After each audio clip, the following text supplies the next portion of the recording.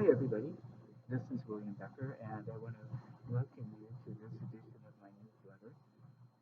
I'm slow getting it out this month, but mostly because I've just had a lot of trouble being able to put into words any of the thoughts that have been going around in my mind, and just haven't been able to write something coherent. So I thought I'd put some rambling babble together on a video instead.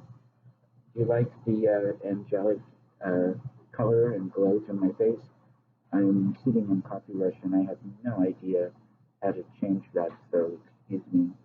The quality of the video is always a little intriguing when I make them.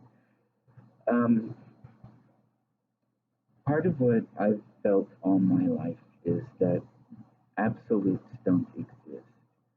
Absolute good, absolute evil, absolute right, absolute wrong. Um, Things are in continuums, and there seem to be times when something might be right, even though 99% of the time it's wrong, or there's a piece of it that's appropriate when none of the rest of it is.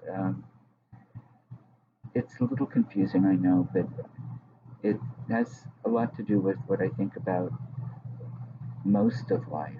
And part of the problem we have, I'm not making a political statement, I'm not making a social justice statement or anything else. I'm just talking a little bit about how I see life in the quote normal and paranormal worlds work.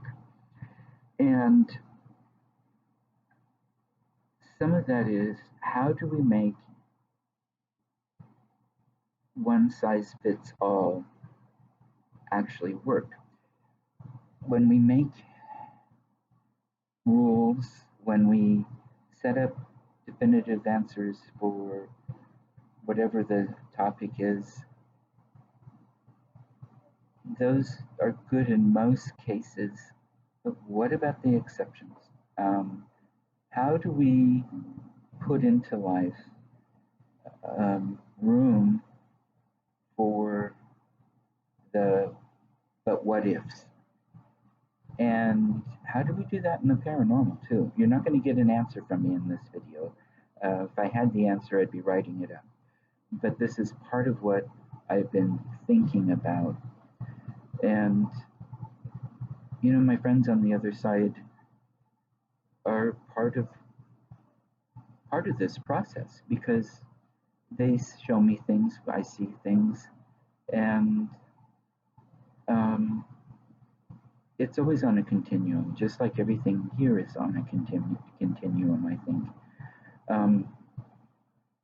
That doesn't mean we shouldn't keep working for what we believe in. Absolutely, we need to. But I think we need to be aware of the whole environment around everything, how it fits, what the context is, how it's conceptualized.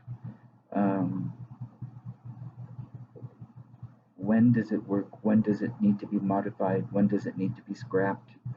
Anything like that. And part of that, I think, even has to do with how we look at energy work and such. My beings that I talk to, my guides, if you will, although that's not really a word I use much with them, have been really clear that what happens to the human race doesn't really matter. And when it comes to a universal consciousness and the main awareness or reality of that which is that we don't quite understand or see yet, we're just another animal on another world that someday will go extinct, like all animals do.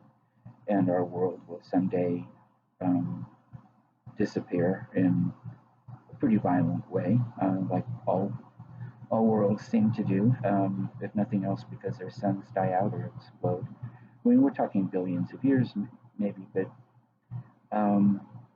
it's all part of the process, and it's a natural piece of process that we really don't have that much control over or anything.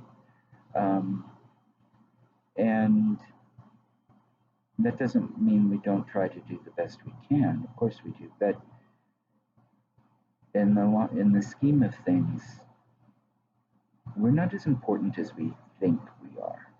Um, and that's okay. I actually find that rather relieving. Um, it's a little bit freeing. So, um, if we reach a point where we make things pretty uninhabitable for us, it's the horrible thing for the life forms that exist now, maybe, but it's just another piece of how the cosmos and the universes on all levels seem to work. And that includes the field of the metaphysical as well as what we see as the physical. And just a little something to think about with some of this. I'm still working on it. It's age old um, issues and things that I contemplate. And some of it I've been thinking about ever since I was a little kid. And I don't know that we'll ever find the answers. That's part of the joy and mystery of living, I guess, is we have a lot of questions and a lot of observations, but very few answers. And when we get the answers, they need to be tempered with the knowing that they're not absolute answers. And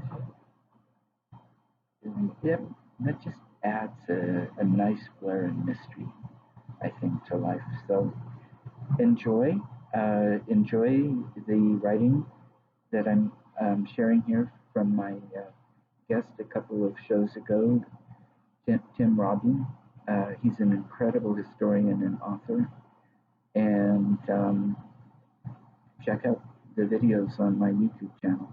Okay, thanks. Take care, everybody. Bye bye.